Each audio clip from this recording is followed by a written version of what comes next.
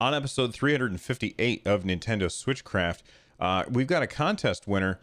We've come a long way from Sega Does What Nintendo Don't. We've got big news in the homebrew scene, those stories, and more on this episode of Nintendo Switchcraft. This is Craig standing just outside your peripheral, and you're listening to Switchcraft with Bill.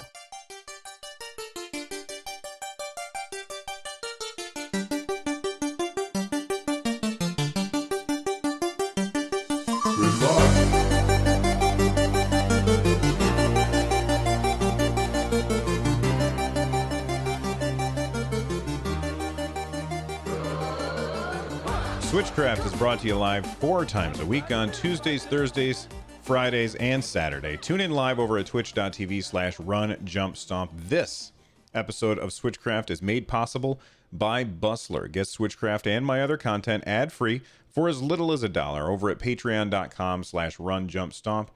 Become a part of the show. Leave your voice on a voicemail by going to runjumpstomp.com/voicemail from any device, and I may even play it on the show. Before we get started with the news, I've been running this contest for a couple weeks so that people could win a Nintendo Switch dock sock made by my wife, which is really cool. You put it on the front of your Nintendo Switch dock, and then it makes your dock look cooler. So this is really rad, and if you all you had to do to enter was to tweet at me at RunJumpStomp a picture of your Nintendo Switch with the hashtag Nintendo Switchcraft, and we've got a list of all of the people who have entered. So we've got a bunch of people right here, and I'm going to use Google to generate a random number between 3 and 24. So generate. Okay, so minimum number is 3, maximum number is 24, and I'm just going to hit generate. And number 21, which is this guy right here. Who is this? And our winner is the Mediocre Gamer. They like all the combos, even with their boring colors. They had the reds, the blues, and the grays. So I'm going to reply to them, hey, you won.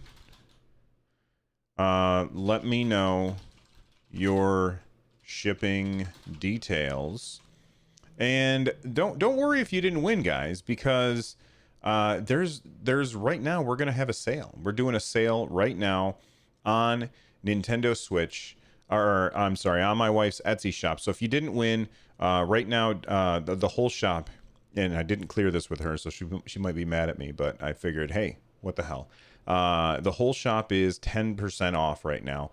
All you have to do is use the coupon code, and I have forgotten what the coupon code is.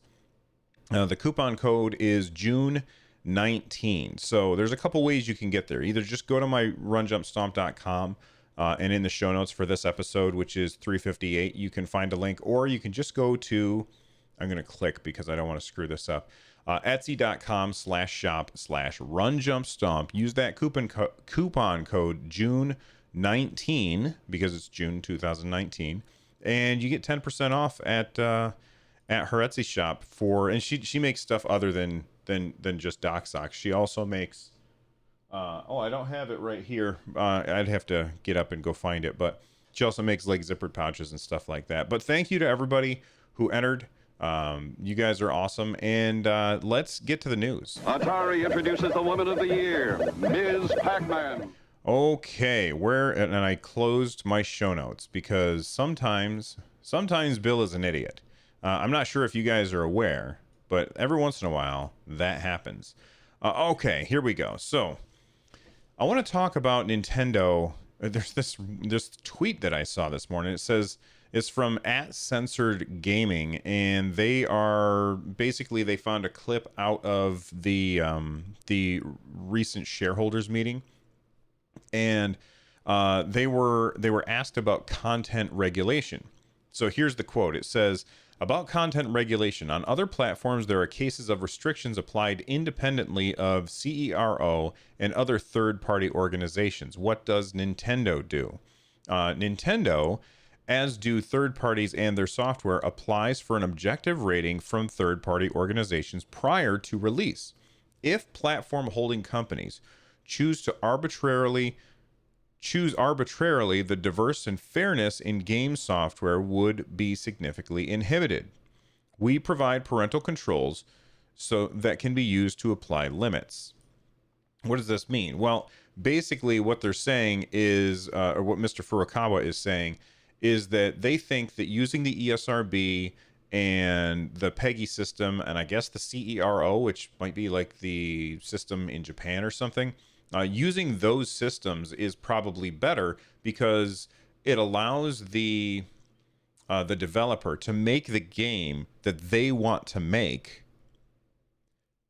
and then lets the customer know this is the audience that this game is intended for. And I think that's probably the best way to go about it. Recently, Sony has been getting a little bit of flack because they have been censoring, and I don't know if that's true or not, but they've been censoring games that are coming to the PS4 when they come over to the United States, because, like it or not, and this is a really weird thing to say, but like it or not, Americans are pretty prudish when it comes to sexual themes and things like that. Nintendo has been just letting everything come over, and they're saying, look, we give parental controls. We make sure that anything that's on our system uses either the PEGI or the ESRB or the CERO, and we think that that's probably the best because it gives freedom to developers and choice to customers. And I tend to agree with them. This is from the company who would not allow blood in Mortal Kombat. So back in the 90s, when Mortal Kombat was first coming to the Super Nintendo and the Sega Genesis, everybody wanted to buy it on Sega Genesis because that is the system that had blood. They changed the sprites of the blood, which was like this red pixels basically, and they changed them to white pixels so that when you were punching somebody, it looked like sweat coming off of them. And that's just, it was pretty silly. And Sega approached Nintendo. This is way back in the day. Sega approached Nintendo and said, "Hey, let's make a rating system so that we don't have to worry about this stuff. If we've got a rating system, then people can put whatever they want in the games, and it'll be better for consumers and better for the industry." And Nintendo said, "Screw you, Sega. We're just going to censor everything." And that kind of saddled Nintendo with this idea that Nintendo was somehow the system for kiddies. And Sega bought right into that and said, okay, well then Sega does what Nintendo don't. And that was their big marketing push. And I think that's how they ended up appealing more to older gamers. And when I say older gamers at the time, older gamers meant, late teens, early 20s. And, Nintendo got labeled as, this is the system for kids. So you played Nintendo when you were a kid. And when you got older and cooler, you played Genesis. Well, it seems like Nintendo has finally realized that that's really the best way, is to just give parents the tools that are needed and get your games rated by the certain boards, and you don't have to censor stuff. Does that, well, I guess I don't have anything else to say about that other than good job, Nintendo. That's kind of the right way to do it. So awesome. All right, let's talk about Mario Maker. Mario Maker came out yesterday, and I've been playing a lot of Mario Maker. The game is awesome, really awesome. And first off, I want to make sure that everybody knows, if you go to runjumpstomp.com/mm for Mario Maker, runjumpstomp.com/mm, there is a Nerd Nest Mario Maker 2 website there that you can access, okay? And right there, if you click on the picture of Super Mario Maker 2, it's going to open up a Google form that I have put up there. And it says basically, I also sent this out to some other Nintendo podcasts, and if they want to include it in theirs, so that we, if all the different Nintendo podcasts are all using the same collective space, then we can get a lot more levels. But basically, you can submit your level to the oh my god, the Google form, and then once you do that, it's hey Google, stop. Stupid thing. Once you do that, it will take that and put it in a website, which then everybody can access, and they can see all of the level IDs. So it's just a really good way for us to share levels that we have made in Super Mario Maker 2. I was going to make a what's the word I'm looking for? I was going to make a channel in the Discord for this, but then I figured what would end up happening is that Mario Maker 2 codes, which of course Nintendo has codes. Come on, Nintendo. Like those would get lost in all of the chatter. And so I figured this is an easier way to go through and find these things. So again, that's runjumpstomp.com/mm. And not only can you submit your stuff there, but you can also see the levels that other people submit. And, then we can talk about them on the Discord. But I figured it's an easy way for people to share levels. I also want to talk about, speaking of sharing levels, there's a restriction to levels that you can share. I guess, and I have not confirmed this myself because I am not a maker. I am a player. I just want to play Mario Maker. I'm not interested in making levels. I don't have the skill set for it. I don't have the patience for it, and I would just much rather hit a button and play a level. And that's just me though. But I guess you can only upload 32 levels per user, and there's no way to increase that. Now, in the original Mario Maker, you could upload 10 levels, okay? And after you uploaded those 10 levels, if people liked your levels, then they would give your levels stars. And as you got enough stars, that unlocked the ability for you to submit more levels. I think the max level, or the max amount that you could upload, was 100.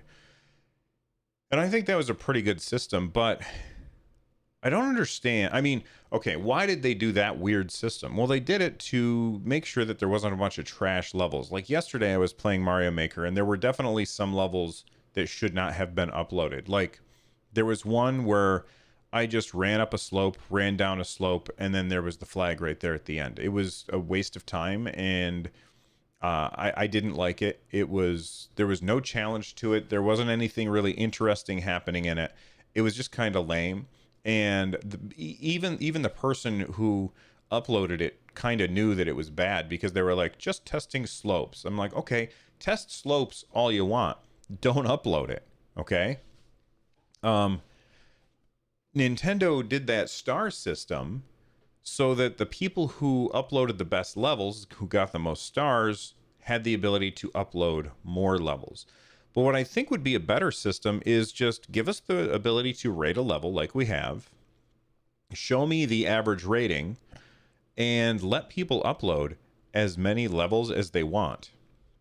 I don't think that these levels take up that much space, and only being able to upload 32 is really, really lame. So I think that's lame, and hopefully, maybe if we complain about this in a nice way, don't get angry and turn to one of those pricks that is rude and sends death threats or whatever.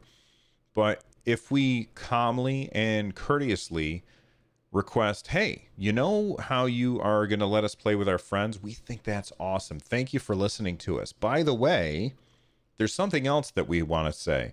We would also like you to make it so that we aren't limited to only 32 levels on the Nintendo Switch. So if you could do that, that would be wonderful. Thanks, Nintendo. You're awesome. So if you send that a message like that to them, then I think that at the end of the day, we would all be better off, and maybe they would listen to it. All right, let's take a break. We're going to hear a message from our sponsors, and when we get back, I've got a pair of PSAs for you. That's public service announcements. Reach for Ms. Pac-Man. Reach for Atari. All right, listen, everybody. I've got a very, very important PSA for you. Are you ready? Actually, I already did one PSA. That was the 32 level thing. So I split my PSAs in half. But here's the second PSA. Piranha Plant. You remember Piranha Plant? He was the first DLC character added to Super Smash Brothers.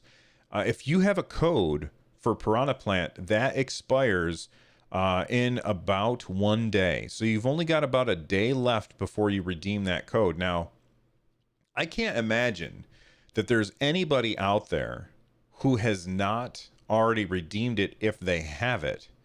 But this was posted on Reddit by a user Crafty Aces on Reddit, and they said, just used mine, thought I'd let others know. And I can't believe that people have been sitting on this code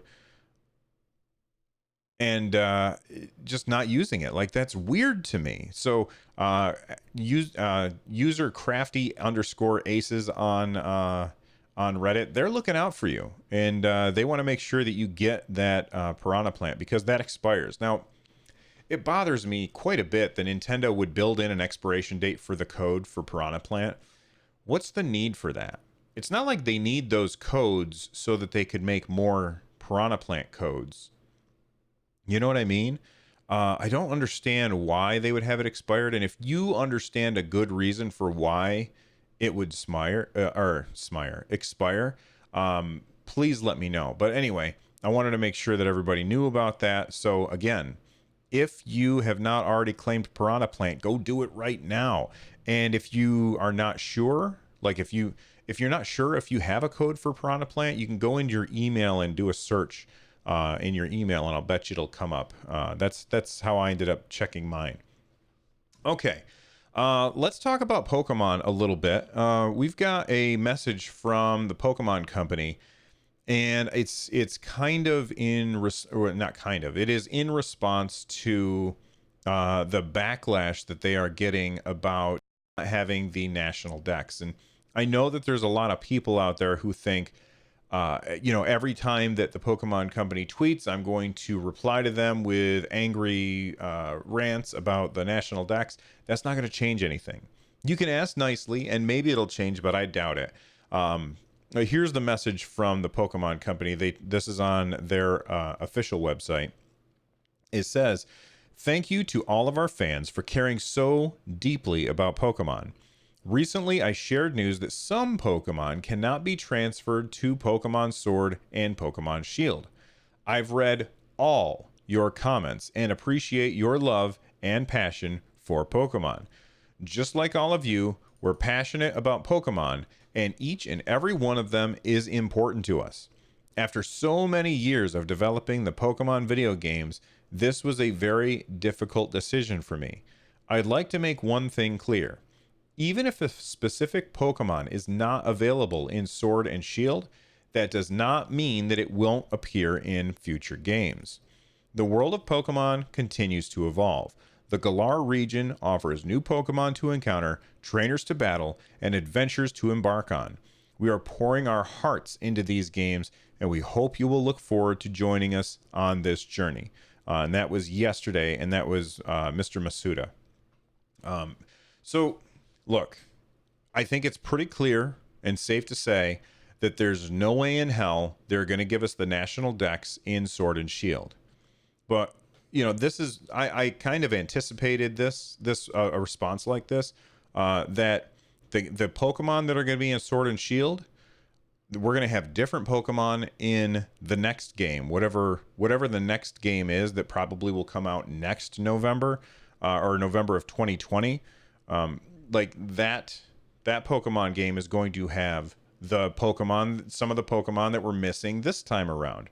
And we'll keep doing that where we're leapfrogging back and forth. So I know that there's a lot of people who are upset about that. And if that means that you're not going to buy the game, then that's fine.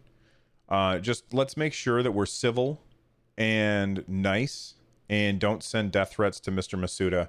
Don't constantly complain about it, because all you're doing is you're giving some poor PR person a nightmare, and that's not going to change things. Excuse me. It seems like their minds have already been made up, and we're not going to get the national decks. Do I think that this is the best solution? Absolutely not. I do think the full decks should be in the game, even if you can't summon every Pokemon, just so that I have a list of all of the Pokemon that I have caught. Or maybe have a Galar Dex and then a national Dex that is just the sprites, because those sprites, they don't need to be updated. Anyway, that's just how I think about it. You know, this is no different than in the card game, where they have certain Pokemon that can't be used, not only for balance reasons, but also because they don't have to animate everything. I think that this is fine. I'm not happy about it. I'm not upset about it. I'm just kind of, okay, whatever. I'm not somebody that goes through and collects every Pokemon anyway. Now, I know that there are many people that do, and if this is a deal breaker for you, then feel free to let the Pokemon company know. I'm not going to buy the game because there's no national dex. But if you're going to buy it anyway, just stop complaining, because it's not going to do you any good. Okay. Let's talk about Dragon Quest Builders 2. We got a tweet from Nintendo. It says, looking for a preview of all the fun building and RPG action in Dragon Quest Builders 2. A demo is now available on the Nintendo Switch eShop. So I guess you can... By the way, if you follow that tweet, I bet... No, you can't. I was going to install the I was going to install the demo right from the website, but I guess you can't. But I'm pretty excited about this. I don't know that I'm going to... Oh, get the demo. I'm clicking on it right now. Let's see what happens. The demo is on its way. Please look at that. It works. You can just go to the website, click the button, and it will install on your Nintendo Switch if you're logged in. That's pretty rad. I like that. So I'm excited about this game. I will check out the demo, I don't know, later today or maybe tomorrow. But I don't have time to do it before I leave later. I've got so much to play though right now, and I don't know that I have time for Dragon Quest Builders 2.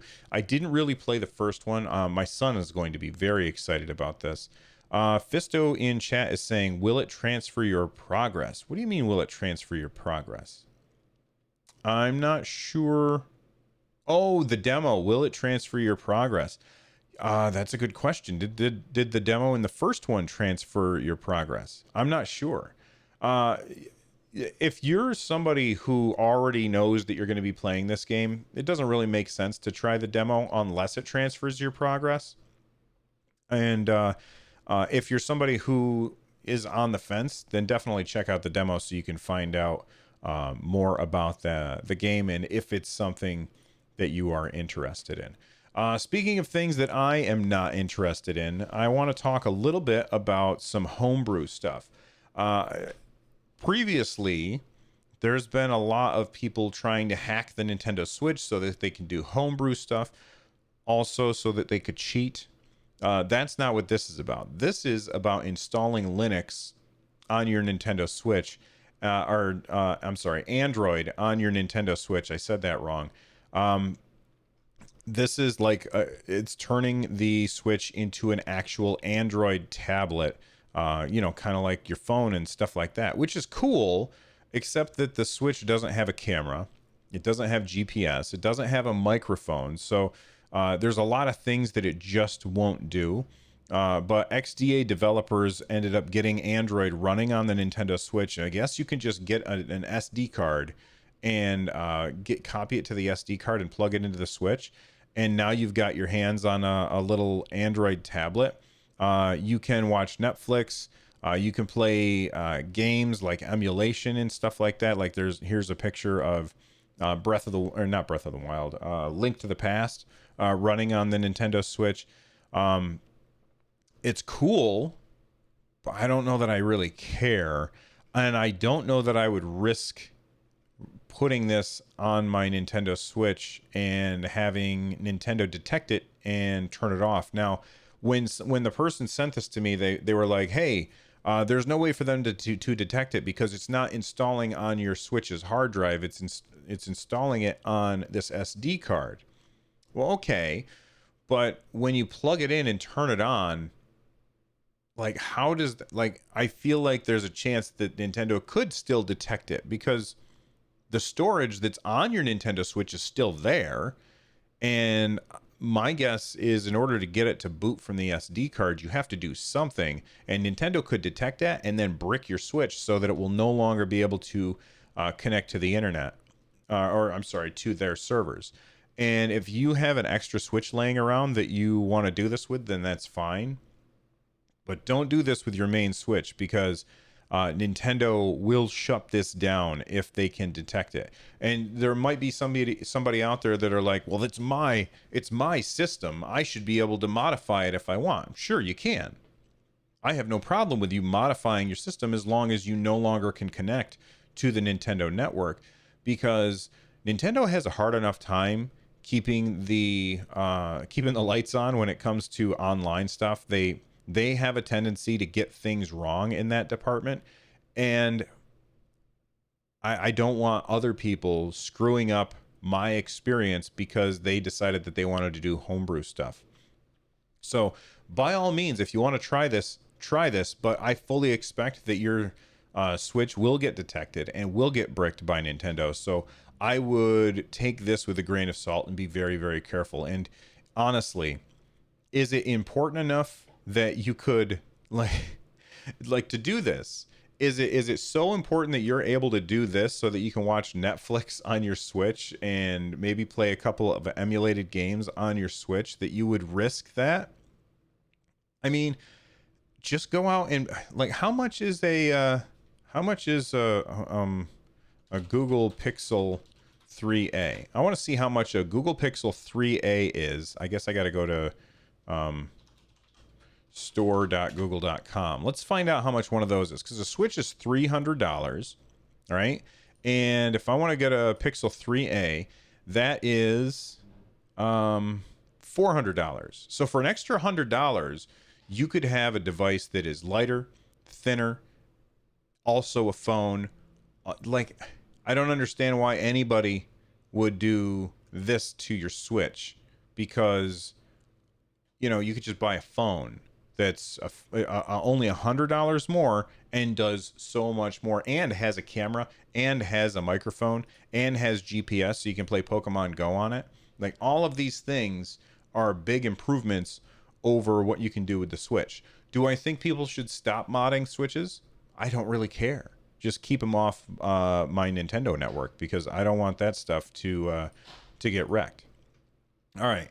Let's see, what else do we have here before we get out of here? Let's go to feedback. We got some oh wait, you know what? Before feedback, I almost forgot. I was on the Nintendo Talk podcast with Bobby, the Nintendo Guru, and go to the link in the show notes, and you can find a link there. We talked about 5 things that I want in Breath of the Wild 2. It was a really fun conversation. So it's episode 88. And you can find that over at runjumpstomp.com. And this is episode 358. So just go to those show notes, and there you go. Let's hit up the feedback. Anthony Talcott tweeted at me. He said, "Hey Bill, what's up with the Nintendo Switch Mini? I thought people wanted bigger displays. I mean, I think the Switch has a perfect sized screen." And I assume that they're talking about the rumors of the mini Switch. I think that a lot of people, like, if you were to ask me, what would I prefer? A Switch with a slightly bigger screen or a Switch with a slightly smaller screen? For me, I would want a slightly bigger screen. I want the same form factor as the current Switch. And then I just want you to get rid of the bezels, Nintendo. Like, that would be great for me. I would think that would be awesome. Same form factor, maybe a little thinner, and get rid of the bezels. But why would somebody want the Nintendo Switch Mini?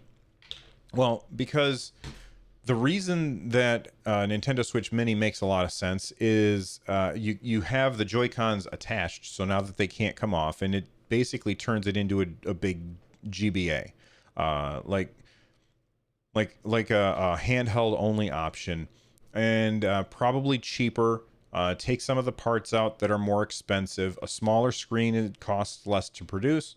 And when you put all of those things together, you get a lower price point, when that is really important, especially since the 3DS is kind of dead man walking these days. Anyway, that's why I think a lot of people want the Switch Mini. But, you know, Wall Street Journal has reported that we've got two Nintendo Switch coming, the Switch Pro and the Switch Mini, and only time will tell. So that's what all that talk is about, Anthony.